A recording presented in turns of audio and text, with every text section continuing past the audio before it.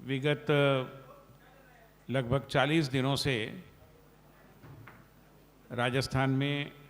Party ने मुझे चुनाव प्रभारी का जो दायित्व दिया उसको निभाने की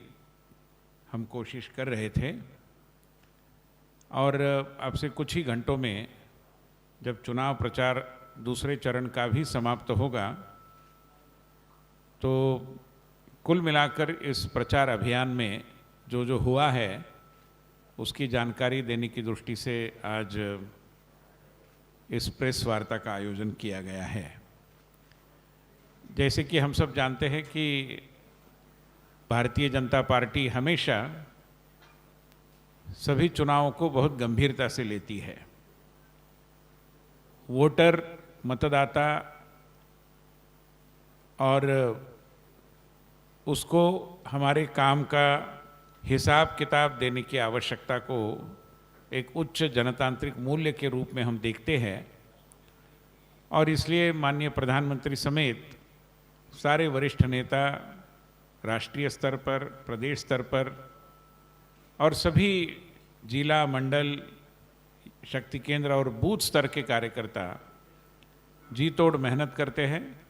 अपने परिश्रम और प्रतिभा के माध्यम से लोक शिक्षण भी करने की कोशिश करते हैं, क्योंकि हम ये मानते हैं कि किए हुए काम के आधार पर मतदाता ने अपना निर्णय करना चाहिए। और इसलिए जैसे कि आपको याद होगा 2014 में ही माननीय प्रधानमंत्री जी ने सत्ता में आने के पश्चात पॉलिटिक्स ऑफ परफॉर्मेंस इस शब्दावली का उपयोग किया था। परफॉर्मेंस के आधार पर आप चुनावी मैदान में अपना निर्णय करें और ऐसा निर्णय करेंगे तो आप स्वाभाविक रूप में भारतीय जनता पार्टी के बारे में ही निर्णय करेंगे अनुकूलता से, क्योंकि परफॉर्मेंस की जो बात हम करते हैं वो हिम्मत ना कांग्रेस पार्टी दिखा सकती है ना अन्य कोई विपक्षी दल दिखाते हैं। उन्होंने कभी भी पॉलिटिक्स ऑफ परफॉर्मेंस के पी का भी उच्चारण नहीं किया है। तो ऐसी स्थिति में जो प्रबोधन और लोक शिक्षण जिसको हम बहुत प्रधानता देते हैं, उसमें विगत 40 दिनों में केंद्र के हमारे कुल 14 वरिष्ठ नेता इस प्रदेश में आए। सभी को आप जानते ही हैं, माननीय प्रधानमंत्री जी, माननीय गृह मंत्री जी, माननीय रक्षा मंत्री जी, माननीय वित्त मंत्री जी, विदेश मंत्री जी, ऐसे सभी प्रमुख नेतागण यहाँ पर आए राष्ट्रीय स्तर पर। और उन्होंने कुल मिलाकर 37 सभाएं की, 10 रोड शोज हुए, 3 पत्रकार वार्ताएं हुई, 14 कुल मिलाकर अन्य तरीके के सम्मेलन हुए। और इन सबों को जोड़ते हुए अगर हम कहें तो लगभग सारा राजस्थान कवर हो गया। 2525 चुनाव क्षेत्र इसमें कवर हो गए। इसी तरीके से प्रदेश के भी 51 वरिष्ठ नेतागण, हमारे मुख्यमंत्री, हमारे प्रदेश अध्यक्ष, हमारे पूर्व के अध्यक्ष, मंत्री, इन सबों ने मिलाकर कुल मिलाकर 144 सभाएं की, 34 रोड शोज उनके हुए और 73 सम्मेलनों में इन्होंने हिस्सा लिया। मगर जैसे कि मैंने कहा कि ये काम केवल केंद्रीय या प्रदेश स्तरीय नेताओं तक सीमित नहीं था।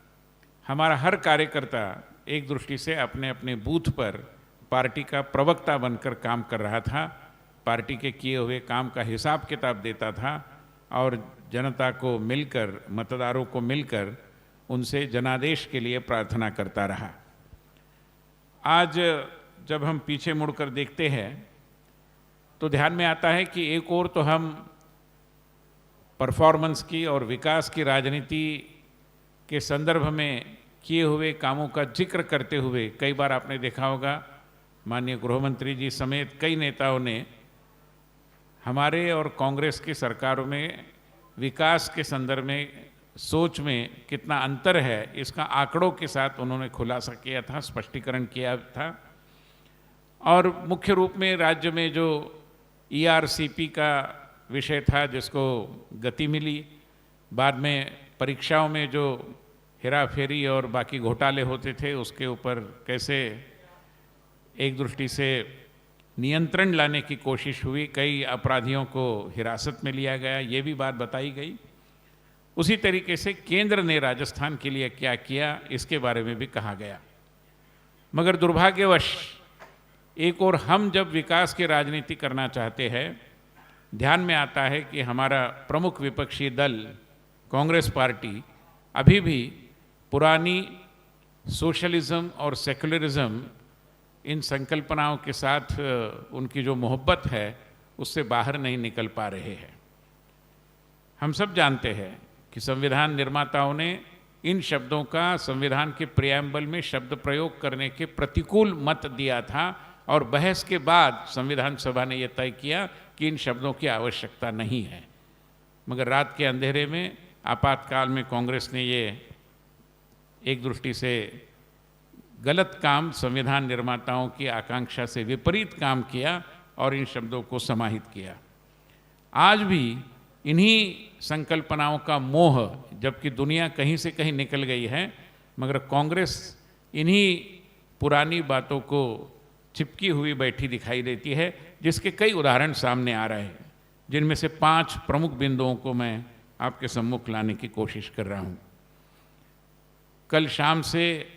कांग्रेस की जो ओवरसीज़ बॉडी है उसके अध्यक्ष श्री सैम पिट्रोडा ने इनहेरिटेंस टैक्स की बात की है और अमेरिका जैसा होना चाहिए ऐसी वकालत की है। अभी अमेरिका वाले कहते कि हमारे यहाँ भी ऐसा नहीं है, सच क्या है वो लोग जाने,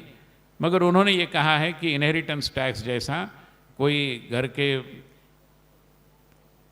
कुटुंब प्रमुख की अगर मृत्यु होती है तो उसके वारिसों को वो सारा पैसा या उसकी धन दौलत न मिले, संपदा न मिले, उसका कुछ प्रतिशत मिले, बाकी सारा सरकार के पास जमा हो, इसकी वकालत श्रीमान पिट्रोडा ने की है। कांग्रेस के कुछ नेताओं ने पार्टी को इससे अलग किया है, मगर उससे कांग्रेस की सोच का जो एक दृष्टि से उसको जो उजागर करने का काम पिट्रोडा महोदय ने किया है, जो अभी भी ओवरसीज़ इंडियन कांग्रेस के अध्यक्ष है, मैं मानता हूं कि उससे कांग्रेस अपने आप को अलग नहीं कर सकती। उसी तरीके से रीडिस्ट्रीब्यूशन ऑफ वेल्थ का भी विषय हुआ है। जैसे कि हम जानते हैं कि श्रीमान राहुल गांधी ने इस विषय के बारे में कई बार कहा है और इसका खुलासा न होने के कारण मतदाता भी, मैं मानता हूं कि इससे आतंकित है कि इस पद्धति से अपना पसीना गवाते हुए लोगों ने जो धन कमाया है, संपदा निर्माण की है, उसके पुनर्वितरण की बात कांग्रेस कर रही है, तो वो किस पद्धति से होगा इसके बारे में स्वाभाविक रूप में जनता आशंकित है। इसी तरीके से कांग्रेस का ये पहले से रुझान रहा है और कई चुनावों में उन्होंने घोषणा पत्र में मजहब पर आधारित आरक्षण की बात की है। मैं बताना चाहता हूं कि संविधान सभा में इसकी भी चर्चा हुई थी और बहुत सोच विचार करते हुए मजहब पर आधारित आरक्षण को देश के संविधान निर्माताओं ने सिरे से खारिज कर दिया था। मगर आज भी कांग्रेस उस मोह से, क्योंकि उसके पीछे जो वोट बैंक की राजनीति है, इससे बाहर नहीं आ पा रही और इसलिए कई बार ये विषय सामने आता रहता है। हमारे माननीय प्रधानमंत्री जी ने भी इसका जिक्र किया है और कई जगह कर्नाटक में या अन्य अन्य जगह ओबीसी आरक्षण में अल्पसंख्यक समुदाय को वोट देना, अल्पसंख्यक समुदाय का समावेश करना इत्यादि बातें इसके पहले भी चर्चा में आई है। तो ये जो वोट बैंक की राजनीति और जिसके कारण हमारे वंचित ऐसे जो समाज के घटक है, अनुसूचित जाति, जनजाति, अन्य पिछड़ा वर्ग, इनके आरक्षणों में अगर इस पद्धति से मजहब पर आधारित आरक्षण का समावेश किया जाता है तो न केवल संविधान निर्माताओं का वो अपमान है, मगर हमारे सारे वंचित भाई बहनों के अधिकारों पर भी वो अतिक्रमण है। इस बात को भी यहाँ पर लाना आवश्यक है। जो बात मनमोहन सिंह जी ने कही थी कुछ साल पहले कि देश की संपदा पर पहला अधिकार अल्पसंख्यकों का है, विशेष रूप में उन्होंने जिक्र किया था कि मुसलमान समाज का है, मैं मानता हूँ कि ये भी पुनः एक बार उसी वोट बैंक पॉलिटिक्स का उदाहरण है। इसी के साथ साथ कांग्रेस पार्टी की जो नीति रही है, और न केवल कांग्रेस पार्टी मगर परिवारवादी सभी पार्टियों की, चाहे महाराष्ट्र की उद्धव ठाकरे की पार्टी हो या बिहार की लालू प्रसाद की पार्टी हो, ये परिवारवाद को इसलिए बढ़ावा देना चाहते हैं क्योंकि वो जन्म पर आधारित भेदभाव की नीति, जिसको हमारे संविधान निर्माताओं ने, विशेष रूप में डॉक्टर बाबा साहब अम्बेडकर जी ने पूर्ण तरीके से नकारा था, और इस देश की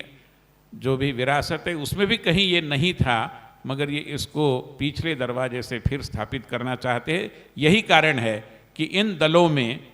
नाम के वास्ते तो किसी को अध्यक्ष बना देते हैं, मगर सत्ता की और विशेष रूप में धन दौलत की सारी चाबियां परिवार के पास रहती है, और ये रखने के लिए ही ये जन्म पर आधारित भेदभाव नीति का एक दृष्टि से पुरस्कार करते हैं।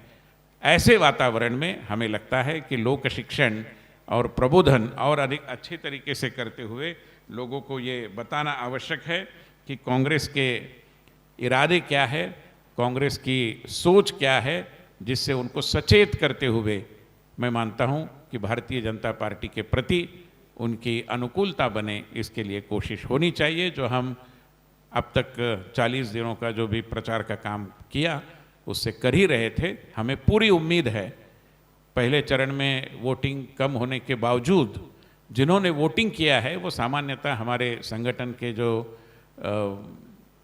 बूथ प्रमुख है, शक्ति केंद्र प्रमुख है, इन्होंने जो प्रयास किए, परिश्रम किए, उसके बदौलत हमारे पक्ष में अच्छा वोटिंग हुआ है। हम चाहेंगे कि वोटिंग का परसेंटेज बढ़े, हर कोई नागरिक मतदान करे, ये आह्वान स्वयं माननीय प्रधानमंत्री जी ने किया ही है, और हम उम्मीद करते हैं कि द्वितीय चरण में वोटिंग का परसेंटेज भी बढ़ेगा और फिर एक बार 25 से 25 सीटें जीतकर भारतीय जनता पार्टी 100% भाजपा के हैट्रिक साधने में सफल होगी। धन्यवाद।